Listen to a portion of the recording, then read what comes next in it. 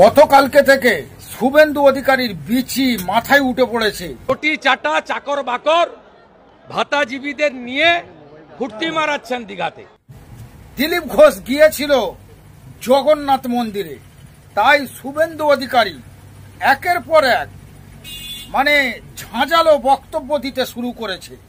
আর ওদিকে দিলীপ ঘোষ ছাড়ার বান্দা নয়, জবাব দিতে শুরু করেছে। জবাব কঠিন জবাব। শুভেন্দু অধিকারীকে ধুয়ে দিচ্ছে দিলীপ ঘোষ। আপনারা ভিডিওটি শেষ পর্যন্ত দেখুন। জয় জগন্নাথ। গতকাল দীঘায় জগন্নাথ মন্দির উদ্বোধন হয়েছে, আমরাও তার দর্শনের সুযোগ পেয়েছি। এই ঘটনাকে নিয়ে বহু রকম তর্ক বিতর্ক শুরু হয়ে গেছে। ভগবানকে তর্কের উপরেই রাখা উচিত, কিন্তু অভ্যাসবশত অনেকে বিতর্ক শুরু করেছেন। এবং মজার ব্যাপার, আমি কেন ভগবানের কাছে এসেছি তাতে অনেকের কষ্ট হয়েছে। আমি ছোটবেলা থেকে ভগবানের মন্দিরে যাই, আমি দেখি না কে মন্দির তৈরি করেছে, আমি ভগবানকেই দেখি। আর এটা আমরা জানি যে মন্দির যেই তৈরি করুক ভগবান সবার হয়।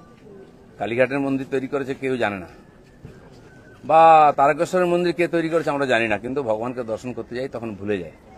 রাম মন্দির কে তৈরি করেছে সেটাও লোকে ভুলে যাবে, কিন্তু রামকে মনে রাখবে। আমি এসেছি।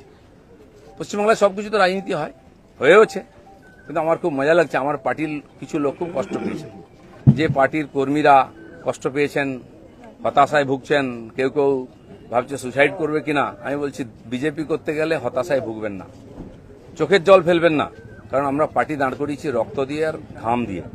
যেন বিজেপির কর্মীরা পেছনে তাকায় না, ভয় পায় না, সন্দেহ করে না।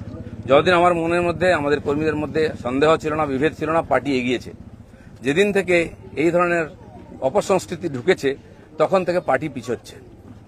দিলীপ ঘোষ 42 বছর ধরে ঘরবাড়ি ছেড়ে সমাজের কাজ করছে, 10 বছর রাজনীতি করছে। দিলীপ ঘোষের দিকে আঙুল তোলার হিম্মত কারণে না পক্ষে না বিপক্ষে, যে কোনো ধরনের আমি চ্যালেঞ্জ করছি। যাদেরকে আমি নিয়ে এসে নেতা বানিয়েছি, যারা বিজেপি দেশে করে খাচ্ছে, তাদেরই বেশি পেট ব্যথা হচ্ছে। যাদেরকে আমি নিয়ে এসে নেতা করেছি তারা খুব চিন্তিত ভবিষ্যৎ নিয়ে। পার্টির উপরে ভরসা রাখুন, চিন্তা করার কোনো দরকার নেই।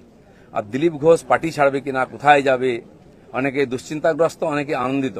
দুশ্চিন্তা করার দরকার নেই, আনন্দিত হওয়ার দরকার নেই। দিলীপ ঘোষ দরকার হলে রাজনীতি ছাড়বে, কিন্তু পার্টি ছাড়বে না, বিজেপি ছাড়বে না, এটা পরিষ্কার বলে দিচ্ছি। কিছু লোক হয়তো চাইছেন আমি পার্টি ছাড়লে জায়গাটা খালি হবে, সুবিধা হবে। সেটা হওয়ার চান্স নেই, কারণ আমাদের কাছে মিশন পশ্চিমবাংলায় যতদিন না রাজনৈতিক পরিবর্তন হচ্ছে লড়াই চলবে। আর যে আমার লক্ষ লক্ষ সাথী 10 বছর ধরে আমার সঙ্গে লড়াই করেছেন, রক্ত দিয়েছেন, ঘাম দিয়েছেন, প্রাণ দিয়েছেন, পরিবারকে রাস্তায় বসিয়ে দিয়েছেন, সেটাই আমাদের কাছে প্রেরণা। কেউ বলছে 57 জন শহীদ হয়েছে, তারা ভাবছেন যে 21 সালে বোধহয় বিজেপি তৈরি হয়েছে। তা হয়নি, 257 জন শহীদ হয়েছে, রাজনৈতিক শহীদ। সেই শহীদ ভুলিনি, কারণ আমার সময় তারা প্রাণ দিয়েছেন। তার ফলে 77 সিট জিতেছিলাম। আজকে 1 ডজন এমএলএ আমাদের ছেড়ে চলে গেছে, এমপি চলে যাচ্ছে, পঞ্চায়েত, জেলা পরিষদ, সমিতি চলে যাচ্ছে। কিন্তু আমি বলছি আমাদের বিচারধারা, আমাদের রাস্তা ঠিক আছে, ঘাবড়াবেন না, ভয় পাবেন না। বিজেপি ভয় পায় না বলে ভারতবর্ষে পরিবর্তন করতে পেরেছে। আমরা সেই পার্টির সংস্কৃতি মানি যে পার্টির প্রধানমন্ত্রী অটল বিহারী বাজপেয়ী কালীঘাটে গিয়ে মমতা ব্যানার্জির মায়ের পায়ে হাত দিয়ে প্রণাম করেছিলেন। আমরা সেই সংস্কৃতির লোক। মমতা ব্যানার্জি তখন আমাদের সঙ্গে ছিলেন, আর অন্যদিকে চলে গেছেন, শত্রু হয়ে গেছেন, এটা আমি মনে করি না। রাজনীতি আমার কোনো শত্রু নাই, আমি সবাইকে মিত্র করার চেষ্টা করি। আর মিত্র করেছে বলে ভারতীয় জনতা পার্টি এত বড় হয়েছে। অন্য পার্টির বহু নেতা এসে পার্টিতে নেতৃত্ব করছেন। তো সেই জন্য আমরা সেই সংস্কৃতির লোক, সেই পার্টির কর্মী যে পার্টির প্রধানমন্ত্রী অটল বিহারী বাজপেয়ী শান্তির বার্তা নিয়ে বাসে চড়ে লাহোরে গেছিলেন, শত্রুর দেশে গেছিলেন, ঘোষিত শত্রু পাকিস্তান। প্রধানমন্ত্রীর সঙ্গে আলাপ করেছিলেন। ফিরে আসার পরে পাকিস্তান আক্রমণ করেছিল, কার্গিল যুদ্ধ হয়েছিল। অটল বিহারীর হাত কাঁপেনি, মিরাজ পাঠিয়ে দিয়ে, সেনা পাঠিয়ে দিয়ে সমস্ত বাংকার গুঁড়িয়ে দিয়েছিলেন। আমরা সেই সংস্কৃতি, এটা ভারতের সংস্কৃতি, এটা বিজেপি সংস্কৃতি। আমার প্রধানমন্ত্রী নরেন্দ্র মোদী, তিনি নওয়াজ শরীফের বাড়িতে বিয়েতে নেমন্ত্রণ রক্ষা করতে গেছিলেন, কোনো প্রোটোকল মানেননি, আশীর্বাদ করেছিলেন মেয়েকে। কিন্তু তারপরে পাঠানকোট হয়েছিল, পুলওয়ামা হয়েছিল, কিন্তু নরেন্দ্র মোদী সার্জিক্যাল স্ট্রাইক করতে, এয়ার স্ট্রাইক করতে পিছিয়ে যাননি, কারণ এটাই বিজেপি, এটাই ভারতীয় সংস্কৃতি। সেজন্য আমরা যেন আমাদের পরিচিতি না ভুলে যাই। আমার পাড়ায় বিয়ে হচ্ছে টিএমসি নেতার বাড়িতে, সে টিএমসি করে বলে তার বাড়িতে আমি বিয়েতে যাব না। এই ধরনের জঘন্য নিম্ন রুচির রাজনীতি দিলীপ ঘোষ করে না, করবেও না, এটা আমি ঘৃণা করি। আমার বাড়ির জামাই যদি অন্য পার্টি করে, সেই মেয়ের বাড়ি আমি যাব না, এই রাজনীতি দিলীপ ঘোষ করে না, করবে না। যারা করতে চাইছে এটাকে, বিজেপিকে এই অপসংস্কৃতি আনতে চাইছে, তারা বিজেপি জানে না, তারা দিলীপ ঘোষকে চেনে না, এর পিছনে কত ত্যাগ তপস্যা আছে জানে না। যারা 21 সালে এসছে, 20 সালে বিজেপিতে এসছে না, তারা বিজেপি বুঝতে পারবে না। কেউ কেউ RSS দেখাচ্ছে, কেউ কেউ হিন্দুত্ব বোঝাচ্ছে। দিলীপ ঘোষকে হিন্দুত্ব বোঝাবেন না। আমার কাটলে গায়ে হিন্দুর রক্ত বেরোবে, বিজেপির রক্ত বেরোবে। বাকিদের গায়ে কি রক্ত আছে আমি জানি না, কারণ বহু জায়গায় ঘুরে এসছেন তারা। কে বড় বড় কথা কারা বলছে? যারা মমতা ব্যানার্জি আঁচলের তলায় থেকে নেতা হয়েছে। আরো বড় বড় কথা বলছে অনেকে, চরিত্রের কথা বলছে, যারা কালীঘাটের উচ্ছিষ্ট খেয়ে জীবন কাটিয়েছে, আজকে বিজেপির উচ্ছিষ্ট খেয়ে বেঁচে আছে, তারা দিলীপ ঘোষকে ক্যারেক্টার সার্টিফিকেট দিচ্ছে। যারা 4টে বিয়ে করে, 14টা গার্লফ্রেন্ড রাখে, রাত্রের জীবন একরকম, দিনের জীবন একরকম, তারা দিলীপ ঘোষকে ত্যাগী ভোগী বলছে। আহাম্মক। রাস্তায় দাঁড়িয়ে বলো লোকে কি বলবে। দিলীপ ঘোষ আজকেও রাস্তায় দাঁড়িয়ে আছে, কালো দাঁড়িয়েছিল, আগামী দিনেও থাকবে। মানুষ জানে দিলীপ ঘোষ কি করেছে, দিলীপ ঘোষ কি। আমার মন আর মুখ এক। আমি পর্দার আড়ালে কথা বলি না, কোন নেতার সঙ্গে বন্ধ ঘরে মিশি না, আমি সে যেই নেতা হোক।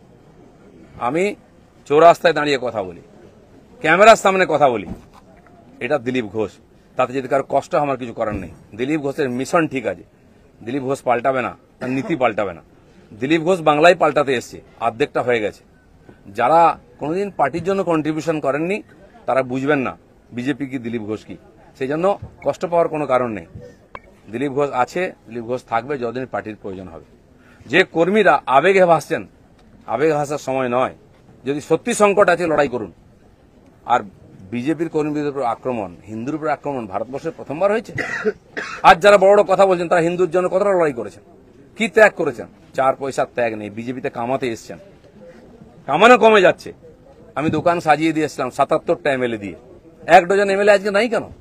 MP কোথায় গেল? জেলা পরিষদ সমিতি প্রধান চলে যাচ্ছে কেন? জবাব কে দেবে? 21-এর পর থেকে বিজেপি নামছে।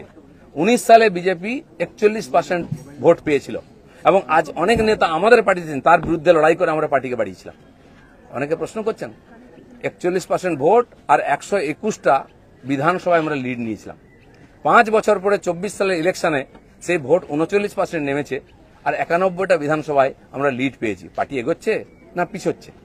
আমরা হার জিততে ভুলে গেছি 21 সালের পরে। প্রশ্ন করুন, পাবলিক প্রশ্ন করছে। দিলীপ ঘোষের এটাই প্রশ্ন আছে। যারা আমাকে প্রশ্ন করছেন আমি তাদের দিকে প্রশ্ন করছি। আপনারা তো নীতি শেখাচ্ছেন, রাজনীতি শেখাচ্ছেন, হিন্দুত্ব শেখাচ্ছেন, কি দিয়েছেন সমাজকে? কেন পার্টি নেমে গেছে? 250 লোকের প্রাণের বিনিময়ে যে পার্টি দাঁড় করিয়েছিলাম সে পার্টি কোথায় আজকে? কেন হারছি আমরা? কেন লোকে ছিচিৎকার করছে? আর এই দালালরা যেদিন থেকে পার্টিতে এসছে বিজেপির গন্ধও চলে গেছে, বিজেপির স্বাদও চলে গেছে। লোক বিজেপির ভরসা করতে পারছে না। তাই ভরসা ফিরিয়ে আনার জন্য লড়াই করুন, নাটক করবেন না। রক্ত দিয়েছি আমরা, ঘাম দিয়েছি, তারপরে মানুষের বিশ্বাস জিতেছি, মানুষের আশীর্বাদ জিতেছি। দিলীপ ঘোষের তো লড়াই জারি আছে। আপনারা ঠিক করুন কে কোন পার্টি থেকে লড়াই করবেন। দিলীপ ঘোষ পার্টি পাল্টাতে আসেনি, পশ্চিমবাংলাকে পাল্টাতে এসেছে। ধন্যবাদ সবাইকে।